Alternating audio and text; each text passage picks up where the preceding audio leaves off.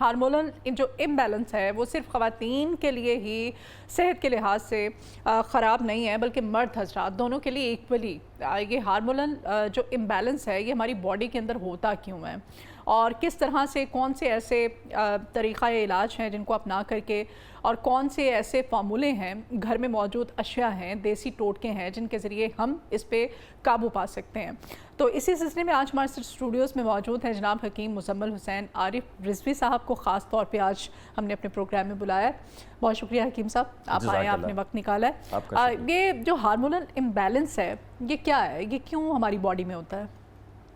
ایک تو آپ اس کے نام سے ہی بڑی آسانی سے سمجھ سکتے ہیں کہ ان کا مطلب ہوتا ہے کہ ہارمونز کا توازن خراب ہو جانا. جی. جتنی ان کی مناسب اور مطلوبہ مقدار جو جسم کے اندر کارآمد ہوتی ہے جس نے کام کرنا ہوتا ہے اگر ان میں کوئی کمی یا زیادتی ہو جاتی ہے تو پھر اس کی وجہ سے بہت ساری پیچیدگیاں ہمارے جسم میں رونما ہوتی ہیں.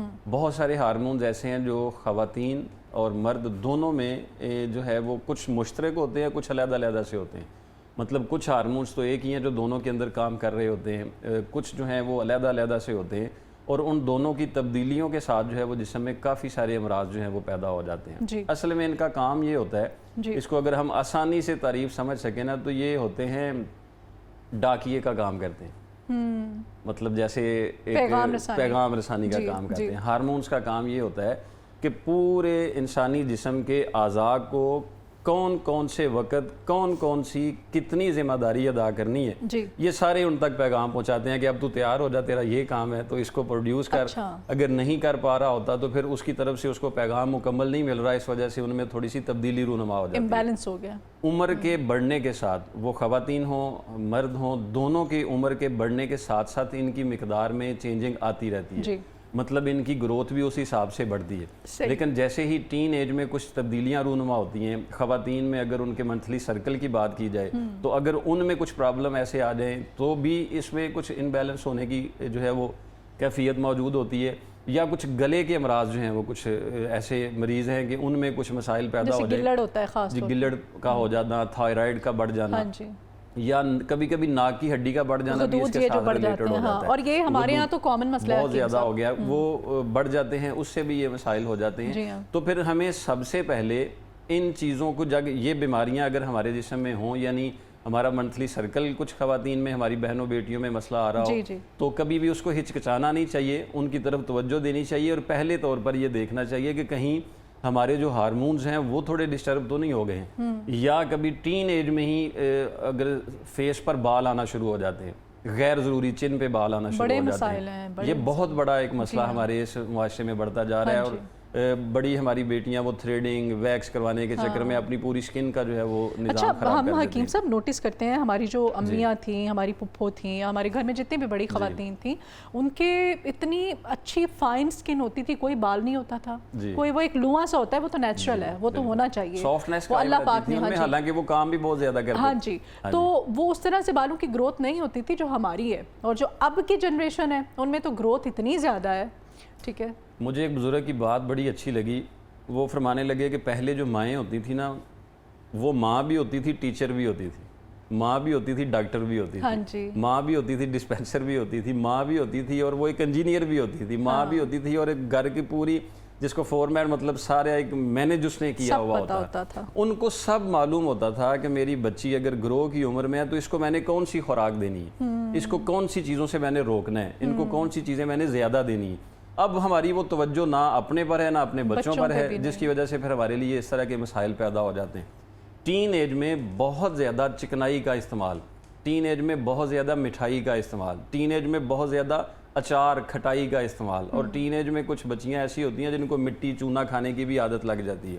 یہ والی چیز بھی جو ہوتی ہے یہ پھر جسم کے اندر بہت سارا ہارمونل ڈسبیلنس لے کے آ جاتی ہے جو پھر صرف اس عمر میں تو نقصان دے ہی رہی ہوتی ہے. کل کو پھر جب شادی ہوتی ہے اگلے گھر میں پہنچتے ہیں تو پھر اس میں بچے نہ ہونے کے جو مسائل ہوتے ہیں کنسیو نہ کرنا اس میں کافی سارے خطرناک جو ہیں وہ امراض پیدا ہو جاتے ہیں اور بدقسمتی کے ساتھ پھر سارا مورد الزام جو ہے وہ عورت کو ہی ٹھہرا دیا جاتا ہے کہ یہ ان کی ہی وجہ سے کہیں نہ کہیں مسائل پیدا ہو رہے ہیں. حالانکہ اس بچی بیچاری کی کیا غلطی ہے. حالانکہ ہارمونز کی ہی خرابی کی وجہ سے मेल क्रोमोसोम्स के बढ़ने का जो निज़ाम होता है वो भी डिस्टर्ब हो चुका होता है। मतलब उनमें जो टेस्टोस्टेरोन एक हार्मोन है जिसने तौलीदी निज़ाम को जो है वो बेहतर करना होता है। लेकिन हकीम साहब माजरत के साथ हमारे यहाँ जब कंसीव नहीं कर पाते शादी के फौरन बाद, तो वो कहते हैं जी लड़की के टेस्ट करवाओ। मैंने पहले कह दिया ना, बदकिस्मती से ऐसा हो रहा है। कोई नहीं आता कि लड़के के भी टेस्ट होने चाहिए। मैंने बहुत सारे प्लेटफॉर्म पे ये कहा है, ये जो औलाद ना होने का मामला है, जी हाँ, सबसे बड़ी गलती हमारी इसमें ये होती है कि जब 1-2 साल में औलाद नहीं होती ना,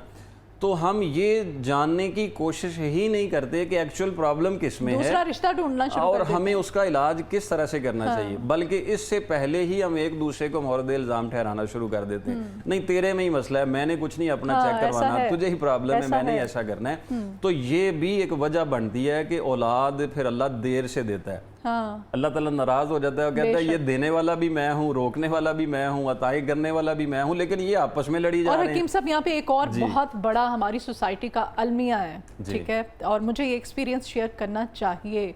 फिर ये जो बेटे और बेटी का कॉन्सेप्ट है, इस पे भी औरत को ही मोर्दे इल्ज़ाम ठहराया जाता है। शौहर तो ठहराता ही है, लेकिन शौहर की जो फैमिली होती है ना, खासतौर पे उसकी माँ, उसकी बहनें, कि ये तो लड़का तो पैदा ही नहीं कर सकती, इसने पहले भी लड़की पैदा की, इसने दूसरी दफ़ा भी लड़की पैदा की, इसने तीसरी दफ़ा भी लड़की पैदा की। तो इन बातों पे इवन तलाक़ें तक दे दी जाती हैं, घर बर्बाद कर दिए जाते हैं, और बेटे की गई और शादी करवा दी जाती है, और बेटा फिर बेटी पैदा कर लेता है। कभी ससुर ने अपनी बहू को ताना नहीं दिया? नहीं, किसने दिया? सास ने दिया। सास भी औरत है और औरत को ही ताने दे रही होती है।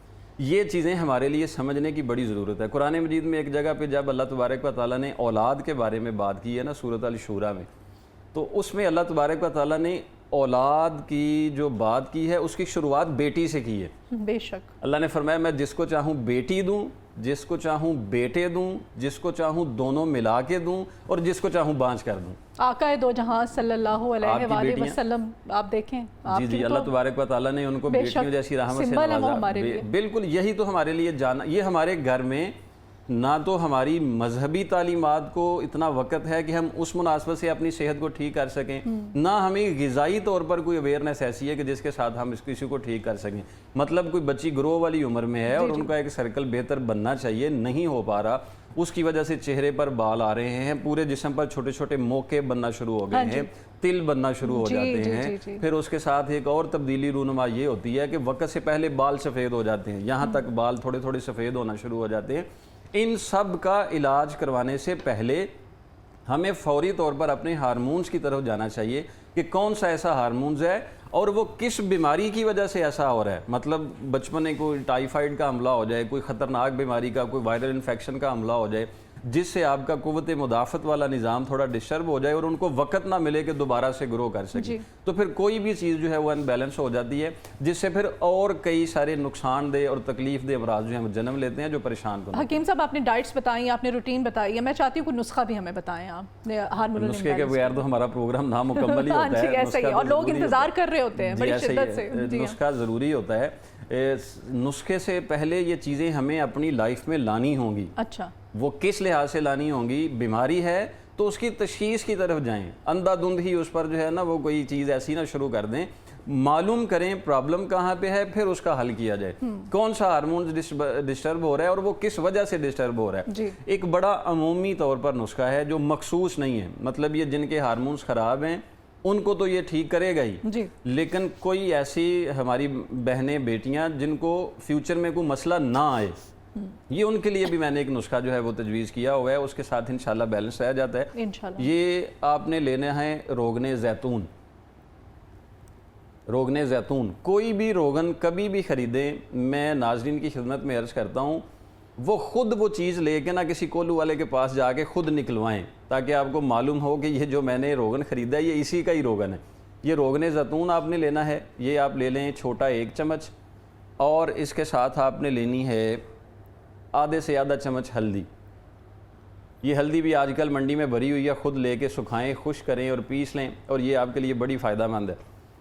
हल्दी हर घर में मौजूद होना इतना ही ज़रूरी है जैसे कि आपका अपना सांस लेना ज़रूरी है। ये मैंने छोटी बात नहीं कही है। मतलब इस दौर में ना हमें वायरल इन्फेक्शन का पता चलता है, ना हमें कोई बैक्टीरिया के अटैक का पता चलता है, पता नहीं कौन से वक्त कौन सी बीमारी हमलावर हो जाती है, तो ये सबसे अच्छी एंटीबायोटिक हमारे घर में होनी चाहिए। ये हल्दी आपने ले लेनी है चम्मच का चौथा हिस्सा, یعنی اور 1 چمچ زیتون کا تیل اور 1 کپ گرم پانی لینا ہے اور اس میں 1 چمچ شہد ڈالنا ہے. 1 کپ گرم پانی، 1 چمچ شہد اور 1 چمچ جو ہے وہ روغن زیتون اور اس کے ساتھ 2 چٹکی لے لیں یا چمچ کا چوتھا حصہ ہلدی. یہ ہر 21 دن کے بعد یہ والا آپ ایک بنا لیں. بڑا بہترین سا کہوا سا بنے گا. اس کو صبح خالی پیٹ ہماری تمام بہنیں بیٹیاں یہ اپنے استعمال میں رکھیں. انشاءاللہ جو اندرونی سویلنگ بن چکی ہوئی ہے، جو پیٹ غیر ضروری بڑھ رہا ہے آپ کا، جو تناؤ بہت زیادہ ہو گیا ہوا ہے، یا جو ٹانگوں میں درد وقت سے پہلے آنا شروع ہو گئی ہوئی ہے، یا آپ کے جسم میں ہارمونز کی خرابی کی وجہ سے بال بھی آنا شروع ہو گئے ہوئے ہیں، اس کے کچھ وقت کے استعمال کے ساتھ یہ ساری چیزیں اپنے بیلنس پر آ جاتی ہیں اور اللہ تبارک و تعالیٰ اسے نجات عطا فرما دیتا ہے. زبردست. اور یہ وہ ساری اتنا آسان نسخہ، بڑا آسان آپ نے ٹوٹکا بتایا ہے، اور یہ تو عام طور پہ بھی میرے خیال سے کرنا چاہیے. یہ تو وہ چیزیں ہیں جو ہمیں روٹین میں بھی رکھنی چاہیے. میں اس کو ٹوٹکا نہیں کہہ سکتا ہوں، میں ٹوٹکا ویسے دیتا ہی نہیں، علاج کہیں گے. یہ نسخہ ہے اور یہ مکمل نسخہ ہوتا ہے. نسخے کا مطلب ہوتا ہے جو معتدل مزاج بنایا جائے، جو تمام مریضوں کے ایسا نہ ہو کہ کسی کو اچھا یہ لڑکے بھی یوز کر سکتے ہیں؟ نہیں، یہ ان کے لیے نہیں ہے. یہ تو جن کے خواتین میں ہارمونز کا مسئلہ ہے ان کے لیے ہے. ہر 21 دن کے بعد یہ اپنے استعمال میں رکھیں. میں ریپیٹ کر دیتا ہوں، روغن زیتون ہے، یہ 1 چمچ لینا ہے. اگر 18 سال سے عمر کم ہے تو اس کو آدھا چمچ لے لیں. 18 سال سے عمر زیادہ ہے تو اس کو 1 چمچ لے لیں. یہ اس کی مقدار ہے. پھر 2 چٹکی اس کی ہلدی اس میں ڈالنی ہے اور اس میں 1 کپ گرم پانی اور 1 چمچ شہد ڈالنا ہے. اس کو مکس کر کے پہلے پانی کو گرم کریں، گرم کر کے پھر اس کے بعد جو ہے وہ تھوڑی سی ہلدی ملا کے اس کو مکس کر لیں. پھر اس کے بعد زیتون کا تیل ملا لیں، پھر اس کے بعد شہد ملا لیں اور اس کو صبح صبح خالی پیٹ پینا شروع کر دیں جیسے چائے پی جاتی ہے. اور ساتھ اس کے یہ ایک نسخہ ہے کھانے کے لیے. یہ دونوں کے لیے ہے، مرد و خواتین دونوں کے لیے ہے. یہ آپ نے لے لینے ہیں السی، آسانی سے ملنے والی ہے. ابھی بھی السی کی پنیاں بڑی مشہور ہوتی تھی، بہت بنائی جاتی ہیں گھر میں. سردیوں میں جو ہے وہ ایک بڑا، گھروں میں مائیں ہیں بڑی، جی وہ بناتی ہیں ان چیزوں کو. یہ اس لیے بنائی جاتی تھیں کہ جسم کا جو اعصابی نظام ہے، کمر مضبوط رہے، پٹھے مضبوط رہیں، یا مثانے میں مسئلے پیدا ہو جاتے ہیں. مطلب کچھ لوگوں کو سردیوں میں یورین بار بار آنے کی جو ہے وہ پریشانی ہو جاتی ہے، تو یہ السی کی پلیاں اس پر بھی جو ہے وہ فائدہ مند ہوتی تھی. یہ السی لے لینی ہے 50 گرام اور تل سفید، یہ تل سفید لے لینے ہیں 50 گرام اور اس کے ساتھ لینا ہے مغز بنولا. اس کو مغز پمبا دانہ بھی کہتے ہیں. مغز پمبا دانہ، مغز بنولا یہ بھی لے لینا ہے 50 گرام. اور یہ ایک ملے گا پکھڑا، اس کو گوکھرو بھی کہتے ہیں. یہ آج بھی ہمارے جو دیہات میں کچھ ایسی خواتین جو گائنی طور پر کام کرتی ہیں ان کو اس کی افادیت کا پتہ ہے کہ پکھڑا کس وقت کیسے استعمال کروایا جاتا ہے. یہ پکھڑا لے لینا ہے 50 گرام. یہ چاروں چیزیں برابر وزن لے کے آپ پیس کے رکھ لیں، صفوف بن جائے گا. خواتین لیں تو اس میں کوزہ مصری ڈال دیں، مشری ہوتی ہے، مشری پیس کے جتنی اس کی مقدار بنے اس سے آدھی مقدار مشری ڈال دیں. اور صبح خالی پیٹ آدھا چمچ نیم گرم دودھ کے ساتھ اور رات کو سوتے وقت آدھا چمچ نیم گرم دودھ کے ساتھ. اور جو مرد حضرات ہیں وہ اس میں چینی نہیں ڈالیں، وہ ویسے ہی استعمال کریں. صبح خالی پیٹ اور رات کو سوتے وقت نیم گرم دودھ کے ساتھ. جو کروموسوم جراثیم کا مسئلہ آ رہا ہے، سپرم کا مسئلہ آ رہا ہے، ایگز پروڈکشن ٹھیک نہیں ہو رہی ہے، سویلنگ ہو رہی ہے، یا جو ہماری بہنوں بیٹیوں کو کمر میں درد مسلسل رہ رہا ہے یا سر میں ہلکا ہلکا درد رہتا ہے، جیسے سرکل شروع ہوتا ہے نا تو یہ سر کے پیچھے والے حصے پہ دباؤ رہنا شروع ہو جاتا ہے. یہ کمزوری کی وجہ سے ہو رہا ہوتا ہے، یا تو آئرن کی کمی ہو چکی ہوتی ہے یا کیلشیم کا مسئلہ ہو چکا ہوتا ہے. تو اس کے استعمال کے ساتھ تھوڑی ڈائٹ کو کنٹرول کر کے اگر ہم جاری رکھیں گے تو ان سے نجات مل سکتی ہے. ڈائٹ کس قسم کی لینی چاہیے؟ دیکھیں جب گرو والی عمر ہو نا جی سٹارٹنگ میں، تو اس عمر میں ہمیں بہت زیادہ گرم اشیاء سے پرہیز کرنا چاہیے. مطلب گوشت بہت زیادہ نہیں لینا چاہیے، اسپائسی چیزیں بہت زیادہ نہیں لینی چاہیے. سردی آ گئی، نٹس ہر گھر میں نہیں لینے چاہیے، ابھی ان دنوں میں نہیں لینے چاہیے. مطلب جن کو 12 سے 18 کے دوران کچھ سرکل ہیں اور اس دوران ان کو تھوڑا سا احتیاط برتنی چاہیے. گرم اور یخ ٹھنڈا پانی اور یخ ٹھنڈی کوئی بھی چیز، وہ آئس کریم کی شکل میں ہو یا ویسے کلفہ کی شکل میں ہو، ان سے ذرا تھوڑی احتیاط کرنی چاہیے. ان دنوں میں بار بار نیم گرم پانی اور آدھا چمچ شہد، 1 कप नीम गर्म पानी और आधा चम्मच शहद मिला के ये दिन में 2-3 बार इस्तेमाल करें, इंशाल्लाह स्वेलिंग नहीं होगी और बेहतरी आ जाएगी। बहुत शुक्रिया हकीम साहब इतने मुफीद नुस्खे हमें बताने के लिए आपने। और हार्मोनल इम्बैलेंस जो है वो सिर्फ ख़वातीन का ही मसला नहीं है बल्कि मर्द हजरात जो हैं वो भी इससे परेशान है। तो दोनों के लिए आज ख़ास तौर पे 2 ख़ास नुस्खे हकीम साहब ने हमें बताए, तो आप भी इस्तेमाल कीजिए और जो हार्मोनल इम्बैलेंस है इस पर आप काबू कर सकते हैं, कंट्रोल कर सकते हैं। जनाब हकीम मुज़म्मिल हुसैन आरिफ रिजवी साहब हमारे साथ थे, बहुत शुक्रिया आपके आने के लिए।